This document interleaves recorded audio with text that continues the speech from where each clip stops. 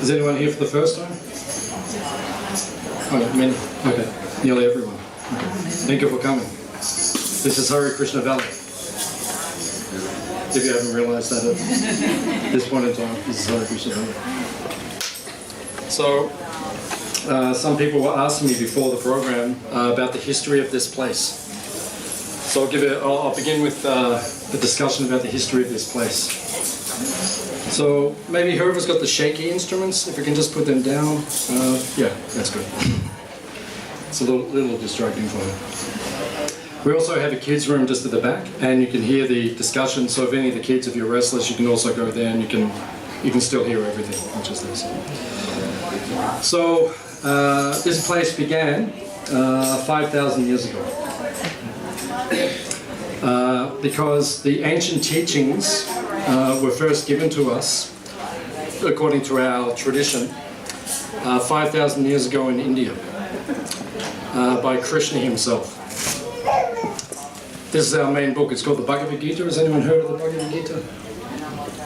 Yeah, many of you have heard of the Bhagavad Gita. In India, it's like the Bible of spiritual knowledge and spiritual life. So our understanding is that Krishna himself, God himself, came to earth 5,000 years ago.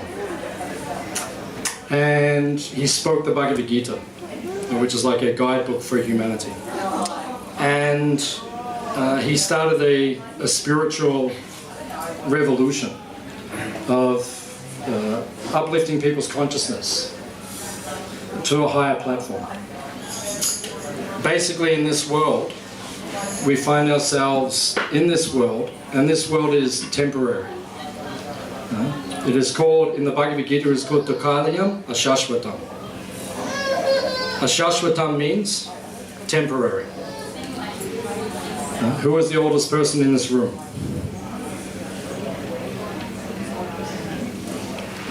How long can someone live for in this world? Yeah, oldest person in this room might be 70, 80, something like that. If you're lucky, you'll live to 100. A friend of my family, he's turning 100 this Friday. Hopefully. Okay, this Friday. So it's rare that someone lives to 100, but our lives are temporary. Everything is temporary in this world. But according to the Bhagavad Gita, there is another world. And that world is not temporary. That world is eternal. And that world is full of knowledge and bliss. This world is the opposite. It is not eternal, it is temporary. It is not always full of knowledge. There is a great amount of ignorance here also. And it is not always full of bliss. It is sometimes dukkhalaya. Dukkhalaya means there's some misery. Has anyone here had misery in their life? One or two? Everyone else has attained enlightenment. Those who have been here this weekend for the Ecstatic Festival, they're feeling very blissful. And we want that vibration to continue. But life does not always work like that, because life is not in our control. Sometimes the tsunami will come of its own accord, and you can't stop it so easily when it's coming. So that's this world. It is called Dukkhalayam Ashashvatam. It is temporary, a certain amount of misery. So when Krishna came here, he told us there's another world which we're aiming for. And Krishna, God, you've seen all the pictures around the room, the blue personality. Just like we had the Ecstatic Festival, everyone was dancing and singing. Our understanding of God is someone who dances and sings. You see in all the pictures, he's dancing, he's singing, he's playing his flute, having picnics by the river. That's how we see God, the Supreme. He's like the original hippie. He's just fully absorbed. His hair is long. He wears feathers in his hair. I saw everyone this week, everyone's putting feathers in their hair. And it all started with Krishna. He was the first to do it. And now we all do it in following in his footsteps. Because we like to be free, we like to be happy, we like to dance, we like to chant. Just like we're all dancing and chanting then, many of us. Did you enjoy that? Dancing and chanting? Yeah. This is antidepressant. The World Health Organization says 1 in 2 people on the earth right now has a mental disease. That's half of us. Right? Depression, anxiety, the list goes on. Chanting Hare Krishna is antidepressant. If you're depressed while you're chanting, we'll give you your money back. No problem. Put your hands in the air for me for one moment. How do you feel? Sweaty. Sweaty? Very good. Maybe go a little further. A little bit deeper. How do you feel? Good. Yeah. Positive, right? Like that. You can't feel depressed when you're like this. That's antidepressant. Right? If you're feeling depressed, just put your hands in the air, start dancing and chanting Hare Krishna around your kitchen table. You can do this at home. We do it all the time. I mean, all of you are here this weekend, so I haven't been doing it so much, but sometimes if no one's here, you'll see me just off going through the paddock by myself, my hands in my air, just chanting Hare Krishna, myself and the kangaroos. Sometimes I get them chanting with me.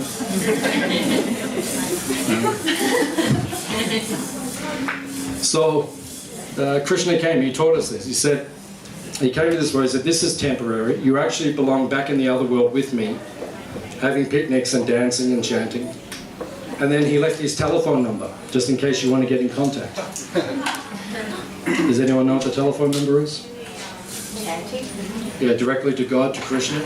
Chanting. Yeah, it's the Hare Krishna mantra. What we were just chanting before. Hare Krishna, Krishna Krishna, Hare Hare. Hare Rama, Rama Rama, Hare Hare. It's a direct line. He listens. When you chant, he listens. He hears. He looks down. Who is down there in Bambara? Who is chanting now? Oh, they look very ecstatic. The ecstatic festival has boiled over into our chanting, into our temple room. And it's spilling out, spilling out, spilling in. This is the methodology to reconnect. It is called yoga. The word yoga means union. To unite, to connect.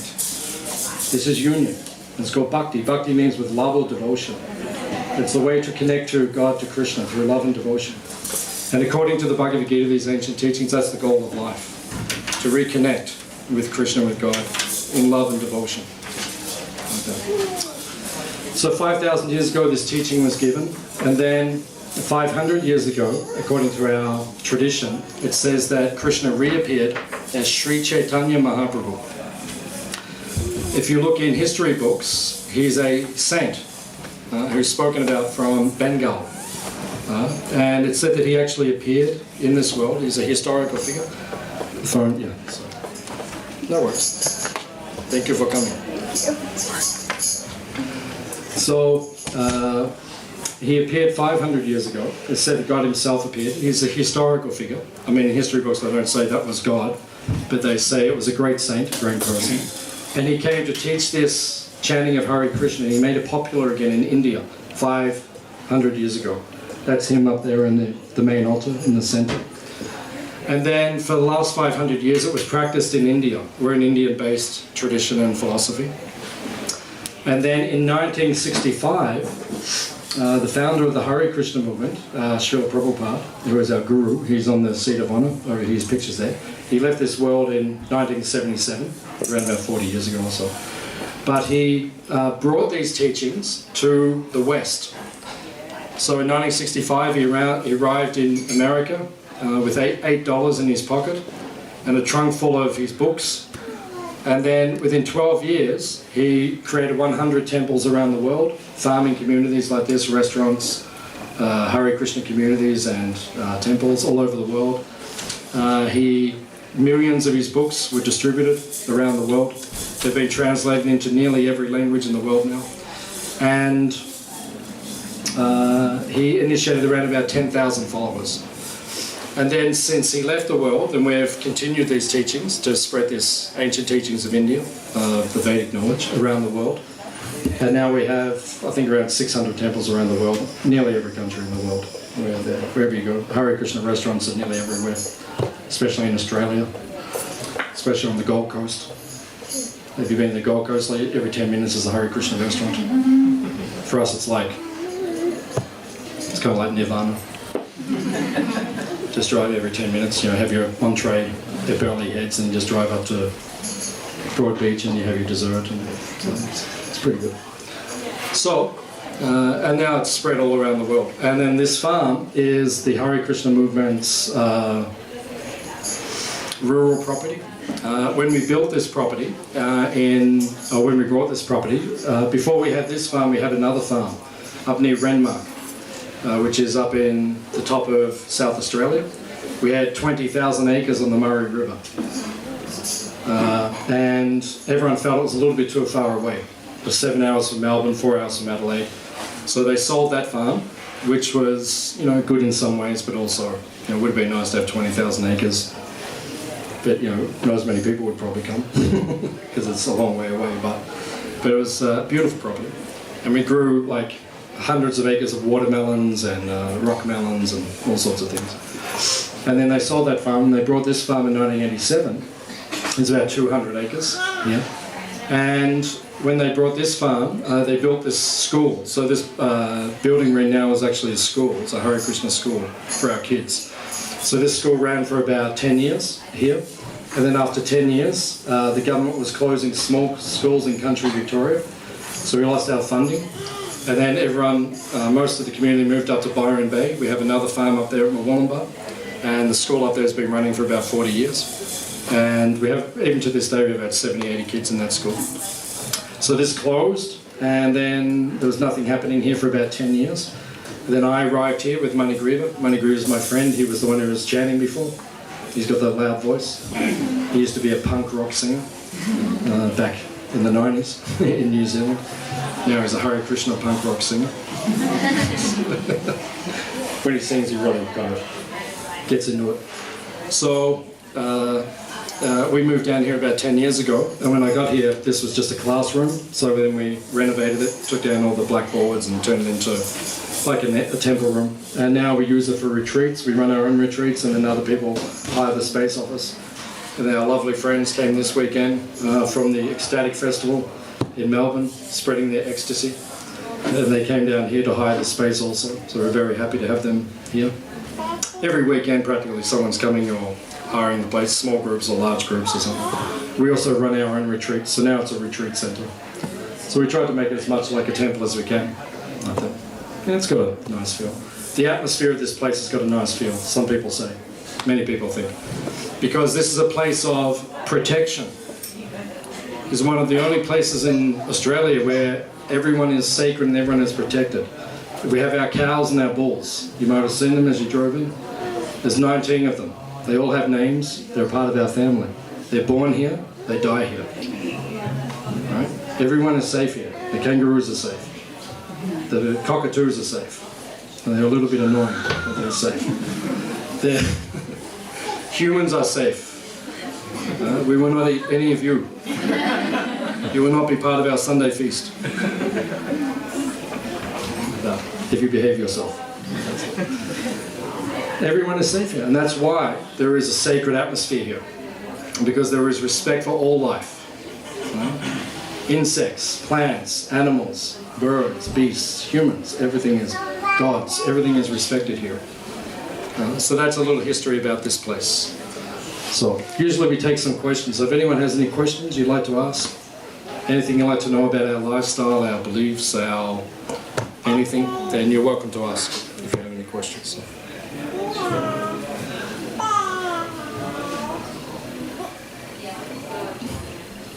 Any more questions? There's something. Did you put your... No, okay. Yes, madam. What age did you become a Hare? Myself? I was 19. How did you get into it? How did I get into it? Yeah. I grew up in Melbourne, in Eltham, like on the other side of Melbourne, like that. Myself and my brother, we grew up there. And we had a pretty normal life. We played tennis and football and went to school and just lived quite a normal life. But I always had something in me, which was like a calling for something higher or something deeper in my life. When I was a kid, I was about 6 years old, I used to watch Kung Fu. Anyone remember Kung Fu? Yeah. maybe the older members, people, I'm 49, so my age and around that age. There was a show called Kung Fu, right, with David Carradine back in the 70s, like that. So you can look it up on YouTube. So when he was a kid, he was called Grasshopper, and he used to have bald head, and he lived as a monk in a monastery. And I remember watching him when I was about 6, and I used to think, that's me. One day I'll have shaved head and I'll wear robes and I'll live in a monastery, and so it was always something within me. But then, when you get older and you get to your teenage years and you start, looking at the world and trying everything, and so I got distracted, as most of us do, distracted by the world. But then there was a few life events. I lost one of my brothers, tragically, and had some relationships which did not work out. I was in love, but then they broke my heart, and same old story. That probably most of us have experienced at some point in time. So by the time I was about 18, 19, I was starting to look back within myself, and that spiritual yearning was calling me once again. So I left school, I went to high school in Melbourne, and then I started studying acting, and I did some modelling to make money. And then I used to wake up in the morning feeling there's got to be more to life than this. I just wasn't feeling like complete. So I started reading everything Eastern, Buddhism, Baha'i, everything, and then I read the Hare Krishna books. And then when I started reading it was like everything that I knew inside of me, but I could not express, it was all there on the pages. So when I read it, I thought, wow, this is, it was a little, I was taken aback. I thought, wow, this is like, I know all this, but I can't say it, but I know it. But even still, after reading the books, I still had some material desires. I wanted to become a world-famous actor. So I was studying in Melbourne with John Ruddick from the Actor Studio in New York.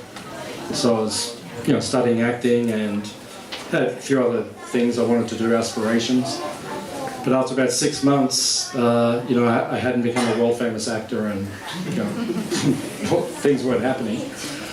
So I thought, I'll go and check out the Hare Krishna temple. And then I walked in there, in Albert Park in Melbourne. And then when I walked in, there was monks walking around, and everyone was very peaceful. And there's like an inner satisfaction. And I thought, wow, I'm back home. So I met the head monk, and I said, I want to move in. And he said, well, you just walked in, you can't just move in. I was like, who's this guy? And I said to him, I'm going to come here every day. So you either let me live here, or I'm just going to come every day anyway, so it didn't save me driving home. He said, okay. So get your things. So I went home, got my thing, told my mother, and she had a little bit of a, oh my God, what are you doing to your mother? She actually said to me, it was interesting, she said, I'll buy you a plane ticket right now to anywhere in the world if you don't do this. I walked home and said, Mum, I'm going to be a Hare Krishna. She's like, you can't do this to your mother. What about your life? Because it's a big thing for your child to come home and say he's going to become a Hare Krishna. Maybe not so much now, but back then, 30 years ago, it was like, So, she didn't know what it meant, if she's going to lose me or ever see me again, or what it meant, or, I'm going to go into like a vow of silence for 10 years, or, she didn't know, so she's a little scared. So I just said to her, this is what I'm going to do. So then I went and did it. And now she actually said to me a few years ago, she said, don't stop doing this. She said to me, don't stop doing this. She calls me the insurance policy. For the family, I'm like the insurance policy. She says, I'm close to God, close to Krishna, so if anything happens, you're the insurance policy. So yeah, I keep doing it. I like doing it, so I'm going to keep doing it anyway. But for my mother, I'm her insurance policy. So that's my dedication. So that's how I became a Hare Krishna. Everyone's got their story. Good question. Any other questions? Yes, madam. Sorry, I can. This is a small community. Yeah, we've got many farms, many communities around the world. In our other farm in Murwillumbah, which is up in near Byron Bay in northern New South Wales, there's probably about 70 or 80 people living there. On this farm, there's only 2 families full-time. There's myself, my wife and my daughter, and Mani Griva, who is the punk rock Hare Krishna superstar. Him and his wife and daughter live on the other side of the farm. He lives over near the cows, I live up here. And then everyone else is living here like on a voluntary basis. So people come and go. Like we have like a volunteer program. So people come and stay here and then they go. Some people stay for 6 months at a time. Some people stay for 1 week. Like that. Just like Michaela, you came for how long? Wait. 1 week? Yeah. It was only a week? Yeah. Okay. Felt like you're here for a month or something. She leaves such an impact wherever she goes. Yeah, she's very cool. She came over and stayed for a week, and then Aaron, I think he's in the kitchen now. Yeah, he's cooking. So yeah, he's here for about 6 months or longer at the moment. So people come and stay. So it's just a very small community, like in terms of full time. But then we have people that come all the time. Yeah, every weekend practically there's a retreat or something going on, or an ecstatic dance festival, or something. There's always people here. So I actually enjoy it when it's quiet, when there's no one here, but it hardly ever happens. When there's no one here, I'm kind of like, oh, awesome. I've got the place to myself, and then someone turns up, and it's like. So if people stay for a week, do they? Sorry, you just have to speak. If people stay for a week, do they spend that week learning about things? Yeah, of course. Yeah. Usually when people come to volunteer, we start about 9 in the morning. Usually we go over to the garden, like pick all the vegetables. There are a lot of vegetables coming up at the moment. So we go out, we pick vegetables, all organic, everything's organic here. And then you go and take care of the cows, clean up their poo, and which is like they're living in a 5-star hotel. People go and clean up their poo. I mean, who else gets that? The cows get served on hand and feet.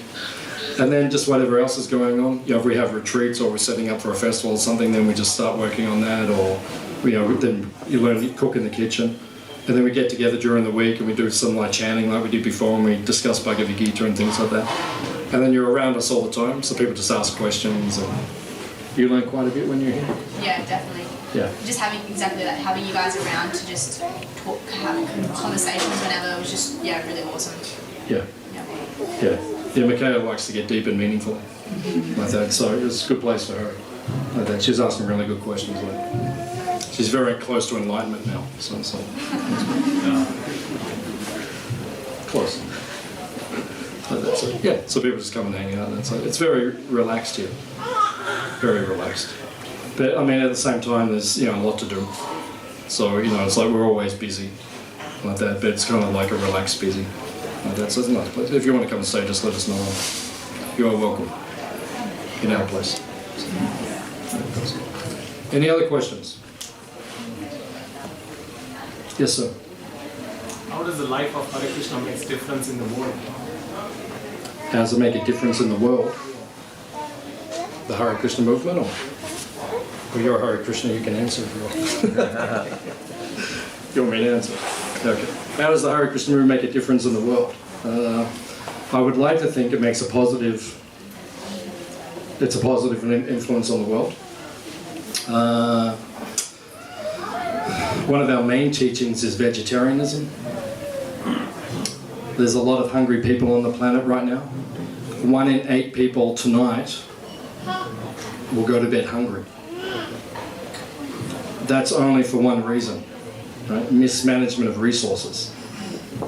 Because there's enough food to feed all of us. Just India? Are you from India? Yeah, so welcome. So India itself, these are the statistics, right? The landmass we call India, which is like, if you look at the globe, it's not that big compared to the landmass. India itself can grow enough food for 6 times the population we have right now. Right now. Well, we have 7 billion or something. So we're talking about 35 billion or something. Just India. That's just India. So there's no such thing as hunger. That's just a mismanagement of resources. Now, the main reason is because people are eating meat. Not everyone, we don't, but a lot of people want to eat meat.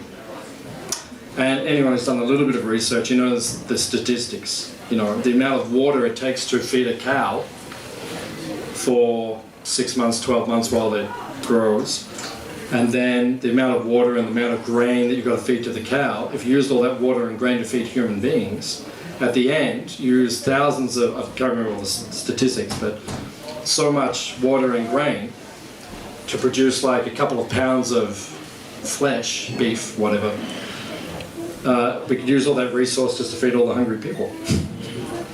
So it's just mismanagement. So what's the Hare Krishna movement doing? One thing we're doing is teaching people to be vegetarian or vegan, because then we can sustain the world. Not just 7 billion of us, we can have more kids, who cares? Have as many kids as you want. Have 30 kids each. We'll feed everyone, but we've got to change the way we live.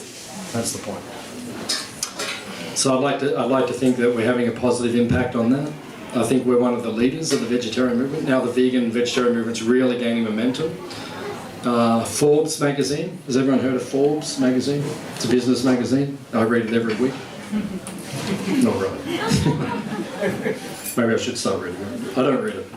But Forbes magazine for 2019, because they always give their predictions of the industries to invest in, right? They said one of the biggest industries to invest in 2019 is the vegan movement, because it's growing by 20% per annum at the moment around the world. Vegan, vegetarian, you make the choice. But so I think we're one of the leaders. Now the world's everyone's starting to do it, but we've been doing it since 65 in the West. What's it? We're number 3. We're number 3? After China and Israel. Yeah, country, but I'm talking about the Hare Krishna movement itself. Yeah, Australia is the 3rd biggest vegan nation on the planet at the moment. So it's going off in Australia, as you know, because you cook. Nitai's our, when we do cooking retreats here, we're doing a cooking retreat at the beginning of April. He's our chef. He's a master chef. He's cooked in the Hyatt and many famous kind of restaurants around the world. Then he comes here to Hare Krishna Valley to teach us how to cook also. Gives us vegetarian cooking secrets. So he's a world famous chef. So that's one way that I think we influence the movement. Another way that we influence the world is, I think, setting an example and teaching people how to be peaceful and happy. I think most Hare Krishna people are usually peaceful and happy. That's our job description. Be peaceful and happy. All the time. Yes. So, yeah, I think we do that in general. I think, we spread that kind of vibration around the world. I'd like to think that we spread like that. What else do? We teach people what the meaning of life is, on a higher level, what the actual meaning, as I said before, to connect to Krishna, to God. That's, the higher principle according to our teachings. So I think there's many things. Maybe you can add some things, but I think there's many things we do which are fairly positive. I think we're a positive impact on the planet. If we're not, you can have your money back. But I think in general we're quite positive. So that's all. Any other questions? Yes, madam. Is it possible to see some of your practices? Sorry, I can't hear. Is it possible to see some of the practices today, like the cows and the organic farming and? Is it possible to see it? Yeah. When we finish our discussion, we'll have a vegetarian. Actually, it's a vegan feast today. It's all vegan. If anyone's vegan, then it's 100% vegan today. So after we have our vegan feast, anyone who wants to join us, we'll go and visit our cows over at the Goshala, the cow barn on the other side, and you can pat them and you can get to know them like that, and you can feed them also. And then our organic vegetables are just beyond that. They're on the other side of the property. So yeah, if you want to see all those things, we can show you. That's part of the package. Free tour of our cows and our organic vegetables. It's a learning for us too. Yeah. And once again, the reason the world is hungry and the reason people are finding it difficult for all of these things is because we're not living naturally anymore. Humanity is meant to live like this in rural areas. Right? Cities are only for a small amount of the population. If you go back in history, most of the population were not in cities. If you look at the modern world, most of the population are in cities. It's not the way we're supposed to live. When America was founded 250 years ago, 97% of the population in America were farmers. Now 1% are farmers. That's the difference. So we're living artificially now. Everyone wants to live like before. People came to me, oh, can we get your ahimsa milk? Can we get your non-violent milk from your cow? No, you can't. Because the cows don't produce like enough for everyone here. They're cows. They're not like machines. They don't just pump out milk all the time, you know. They're just cows. So, you know, if people want to have the milk, they want to live in the cities and, you know, have their big plasma televisions and live in their apartments and live this artificial way of life, you know, and have all our electronic conveniences and, you know, that kind of lifestyle. But then they want organic food and they want all these. It doesn't work like that. If the world, if we're going to sustain the world, people are going to have to start living out, getting their hands dirty again, and living naturally. Just like Prabhupada, who's the founder of our movement, in 1975, I think it was, he was in Surat in India. You know Surat? It's in Gujarat. Yeah, it's in Gujarat. So it's on the western side of India. So he was walking, he was on a walk. And when he's walking through the field, there was people, farmers. And he said, what are they growing? And they said, Prabhupada, tobacco. And he said, why do they grow tobacco? He said, so they can pick the tobacco and then send it thousands of miles to the factory, and then they will send them back money so that they can buy their vegetables. And Prabhupada said, why don't they just grow vegetables? The necessity is food. What are the things we need in life? Food, shelter, some clothing. All that comes from the earth, right? And we're so intelligent now, we all go and live in concrete in the cities, right? Away from food, you know, all the natural things in life. And then we say, oh, I want organic. No, it's not sustainable. It's not going to work. So unless people start making a change in the way they live and their perspective, it's not going to work. So that's one of the reasons we live like this. We're trying to teach people how you can live with animals. A lot of people are going vegan these days because the milk in the supermarkets is coming from cows which are slaughtered. So we're showing people, no, you can live here with the cows. You can take the milk naturally. It's not exploitation. They like to give it out of love, right? They're part of our family. It's an exchange, right? And they do it out of a motherly feeling of maternalness. And they're protected. And they live here happily for their whole lives. So we're teaching people you can live like this. It's actually quite nice. I know it's strange, but it's nice. That's a very good question. Yes, madam. Is the milk supply up? If they don't, do they regularly give the milk supply up? Yeah, when they calve, there's always, you know, there's 13 girls in the herd. So as they calve, then, you know, there's always someone who's calving, having a baby, and then milk is coming. And where does the calves work? The calves live here.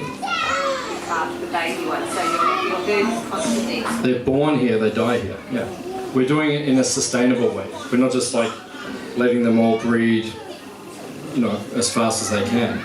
We do it gradually. So every year we have 2 or 3 calves, and then sustainably over like a 40-year period or a 20-year period, the herd will grow to about 40, and then as cows pass away and new calves are born, it stays on a sustainable level. You have to manage these things. You can't just do it unlimitedly. And if there's no milk there, then we don't have milk. What's the big deal? And the milk's there, you have milk. So it's an advantage. We don't keep the cows just for milk. That's exploitation. We don't know. We keep them here because we love them. They're part of our family. Like our dog, Bronte. You see Bronte running around? She's part of our family. She's sleeping. Yeah. She's not running. Yeah, she ate too much yesterday. There's 150 people here and everyone was feeding her. She's digesting today. I saw her yesterday. She's going around all the tents. I saw her yesterday. She's doing like this circuit of all the tents. Everyone was feeding her and she's going to the next one like, oh, I didn't have anything to eat. Like that. So I think she's OD'd and now she's sleeping out the back. Oh my God. What can I do with these dogs? Any other questions?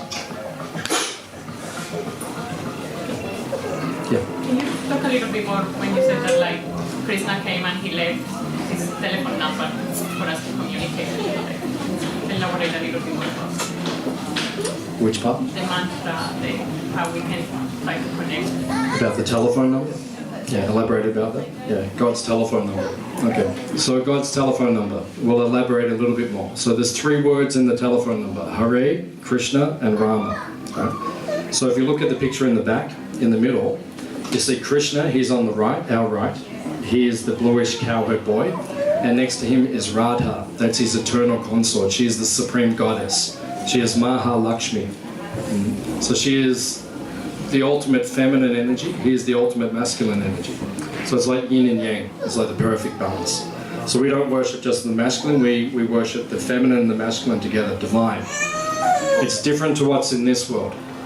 When men and women get together in this world, the energy of selfishness and lust usually overcomes the consciousness.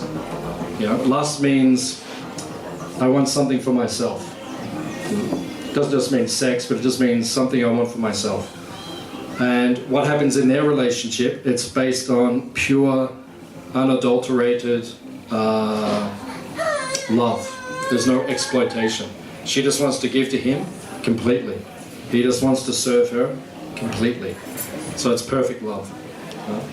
So Radha and Krishna, God and his consort. When we chant the mantra, Hare refers to Radha, the female energy. She comes first because the feminine energy is softer. So we approach the feminine first. Just like when you're a kid, if you do something naughty, you go to your mother. Generally. Because your mum's like, oh, it's okay. Your dad's like, where's that kid? So we approach Radha first, we approach Hare. And then Krishna and Rama. Krishna means one who is attractive to everyone. God must be attractive to everyone by definition. And Rama means one who gives unlimited pleasure. So that is the meaning of the names. So we chant Hare Krishna. So we're saying Radha, Krishna, Supreme Goddess, Supreme God, Supreme Lord, please give me service. Please let me serve you. And that's the essence of the Hare Krishna movement, is to serve. And we're created to serve. We are the soul. And the soul's only purpose is to serve, to give pleasure to others. And I see these days, like I said, 1 in 2 people have a mental disease these days. You know, depression or something, or anxiety, and then the list goes on and on. Primarily, the reason people have these mental diseases, there's many reasons, but the primary reason is because people are too caught up in themselves. If you get too caught up in yourself, yes, you will become depressed. Pretty much guaranteed. But if you're always thinking of the benefit of others, you haven't got time to be depressed. Like sometimes I think I haven't got time to be depressed because I've got too much to do. I've got to look after people. People are like, there's 200 people here today, I think, or more. So, you know, what am I going to do? Wake up in the morning, oh, I'm having a really bad day. No, I'm not going to get into myself because I haven't got time, because I have to give all of you a meaningful experience. That's my service. I do that out of affection, out of love. And it makes me happy. So if people are there's too much mental disease on the planet, it's mainly because people are too self-absorbed. You know, get out of your self-absorption and start serving others, and you'll feel very different about your life. So that's one message that the Hare Krishna movement tries to also give across. So, any other question? Yes, sir. How many animals have we got on the farm here? Cows. Yeah, but then you've got to go wildlife as well. So we've got 19 cows and bulls. We've got 1 dog. We've got 2 dogs. And then we've got unlimited kangaroos. We've got echidnas and sometimes koalas, and a lot of birds, a lot of parrots, king parrots, cockatoos, black cockatoos, kookaburras, like you name it, everyone lives here. And there's a lot of worms. Yeah, I counted the worms a couple of years ago. There's about 14 million worms. And yeah, we've got snakes. They pop up once or twice a year. Like that, just like around the back. My wife was around the back of the house a few months ago, just before we went to India, was it? Just walking around the house, just doing some chanting, you know, meditation, kind of looked down, there was something like kind of black on the ground. So, oh, that's interesting. And then started moving. It's an interesting experience. really makes you focus on your chanting. It's like Krishna. Did you keep chanting? Okay. Yeah, she called out to me, Keshava. That's interesting. I'd say that's why we're given names of God, names of Krishna, because my name is Keshava, like that. So we're given those names, so that when you call someone's name, you're actually calling the name of Krishna, you get purified. It purifies the consciousness, uplifts the consciousness. So yeah, she was calling Keshava, just thinking of a snake, but spiritually also making some positive vibrations simultaneously. Yes, madam. Do you think there will be a shift or an evolution? I can't hear properly. Do you think there will be a shift or an evolution in the Hare Krishna community in regards to their diet shifting from vegetarianism to veganism, because not everyone has access to hinsa milk. Most devotees are living in the city, and the hinsa milk is only available to a very small percentage of people. So what's the question? Do you think there will be do you think that the Hare Krishna movement will be driving towards more of a vegan diet? If you look at our worldwide vision, our master plan, no. It will be towards ahimsa dairies. That's what we're aiming for. Like you said, an evolution to veganism. Then once you get to veganism, the evolution from veganism is ahimsa. That's higher. Like that. To live with the animals and treat them as sacred, and they give their milk out of love, that's higher than being a vegan. So at this point in time, many people are becoming vegans, probably yourself, I'd imagine you're a vegan, because of this slaughter in the dairy industry, which we all know about. Right? So that's why many people around the world are becoming committed to veganism. But then we're holding our fort here, and the purpose we've got this place is because the whole of Australia could be like this. We don't need a beef industry. We don't need a dairy industry. Everyone could live in a rural way, and they could just milk their cows naturally. Like that. So that's what we're aiming for. And what to do in the meantime? What to do in the meantime? You have to make your own choice. Yeah. Everyone has to make their own choice. Many people are protesting by becoming vegan, not buying the product, like that. Some people are protesting by spreading knowledge of veganism. Some people are showing the example, like we're showing. We bring people here. We show them how to look after cows, how to hand milk the cows, how to give birth. Have you ever been there when a cow was born? A calf? Yeah. Like we teach people how to bring a calf into the world. We teach people how to look after them when they're old and they're dying. So we teach all these things. So there's different ways. You've got to choose how you want to spread this knowledge. You want to add something? That's good. Yeah. Any other questions?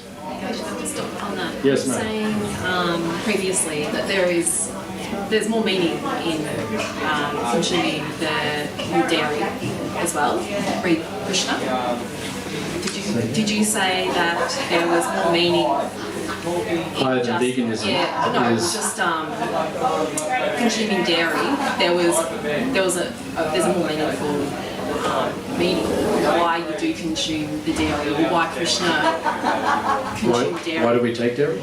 Yeah, there was something else. Yeah, because milk is the most beneficial food on the planet. It's the most. When we're born, what do we live on? We're sustained by one food for 6 months or 9 months or 3 months or whatever it is. So it is the most beneficial food. And the cow's milk, according to the Ayurveda, the ancient teachings of India, the cow's milk has Shakti in it, has energy in it, potency. And our cows in particular, because they're protected, and they're also gear cows, which means they're from India, they have the hump, they're almost like a mystical animal.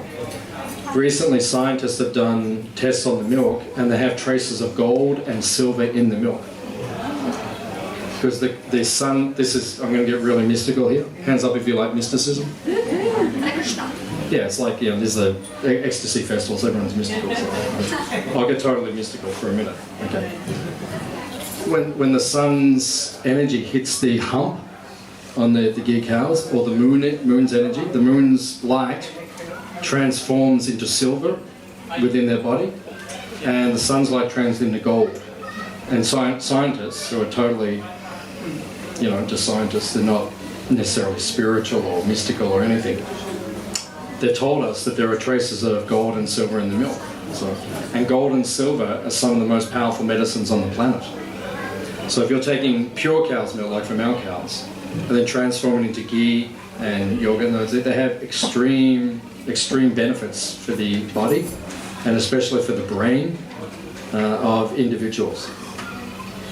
Okay. So that's some of the benefits of why we drink ahimsa milk. So, nice question. Any other questions? Yeah. Yes, sir. Question I have, so you mentioned about ahimsa milk and the dairy. What is stopping this becoming another industry in itself? So a lot of people are joining vegetarianism, and I'm pure vegetarian, inclined towards veganism, but a lot of people sort of ask me, hey, where can we get ahimsa milk? So it's a supply and demand question, right? So eventually somebody will go, you know what, there's a huge demand, and there's a money to be made here. What are your thoughts on that?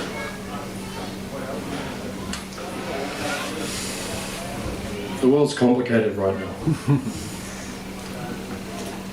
One thing I would consider doing if we had more influence on the planet and governing the planet, one thing I would consider doing is taking money out of society. And then we just trade things. So I have vegetables, you have clothes, someone has milk, ahimsa milk, then we can all just trade. And that way it doesn't become so exploitive, and that way it doesn't become so, like you said, it doesn't become an industry. That being said, trade has always been a part of society, of community, like that. So whether you trade money for goods, which we do these days, or you just trade good for goods, or services for goods, that's up to the individuals how to do it, like that. So it's a danger with everything. The world's complicated these days. And then, people do things just to make money, and that's not so good. We try not to do that. We try not to do that. I mean, we make millions of dollars a year. If you look at our society around the world, we've got 600 temples or something in countries all over the world, and if you look at our total value, it's probably in billions of dollars. But we try not to make money just for exploitation. We don't do it just for ourselves. Like Prabhupada was our founder. When he was on the planet, he used to live in a grass hut a lot of the time. And he was practically a billionaire. He owned the whole Hare Krishna movement himself. It was all under his name. But he lived very simply. So we teach people, we try to teach people and try to set the example of not becoming, greedy and like that. Business is okay. We run businesses. We run restaurants and catering and all sorts of stuff. But just do it in an ethical way. Do it compassionately and use the money that you get to do good for others. That's what we try to do.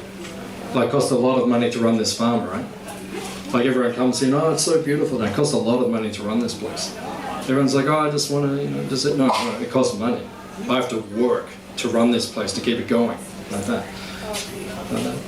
But the labour and the money we make, I try to use that to benefit others. So all of you can come here, you can learn about something spiritual, you can learn about a more natural way of life. So we try to give from our money. So. And Prabhupada used to say, he was the founder of the movement, he said, you give me $1 million today, I'll spend it all by tomorrow. Because he'll just do good for other people. And it's interesting, like we have a magazine here, I'll just, if you want, we've got a free magazine all about the Hare Krishna movement. It tells you all about our movement all over the world, so it's free, you can take it, I'll leave it here. When we're finished, if you want one, just come and take. So this came out a couple of years ago, the Hare Krishna movement was 50 years old a couple of years ago, so I read it because there's things I didn't even know about the Hare Krishna movement, and I'm a Hare Krishna. And I found out from this magazine we're the biggest food distribution organisation on the planet. We feed every day, how many people do we feed every day? 1.2 million people a day on the planet gets fed by the Hare Krishnas. You know, and a lot of the meals are free. In a lot of the countries around the world, a lot of free meals. We feed 800,000 people daily in India. And we have a school program where Hare Krishnas cook food and we take it to the schools, and it's like the school lunch for all the kids, like that. And we feed something like 400,000 kids in India every day, something like that. So that's the way we use our money. So money's not a bad thing, but you have to use it properly. That's good question. Yes, that's great. We just. Any other questions? Yes, madam. Could you please elaborate on bhakti and the different forms of devotional love, please? Yeah, good question. Yeah, the word bhakti means devotion. Devotion carries love. Love is something which, it's the nature of the soul. We're all spirit, each one of us is a soul. We're spiritual by nature. Love is the nature of the soul. It's natural to love. And that's why a lot of people are not happy these days, because they're not being loved or they're not giving love. Right? If you're always giving love, you're always happy. Right?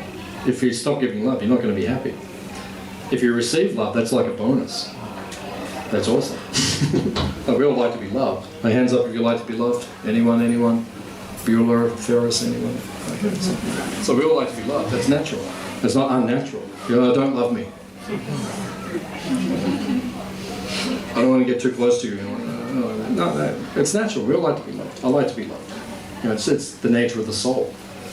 Bhakti is the way we express or what the vehicle which carries that love. So bhakti means devotion. So I do something for you.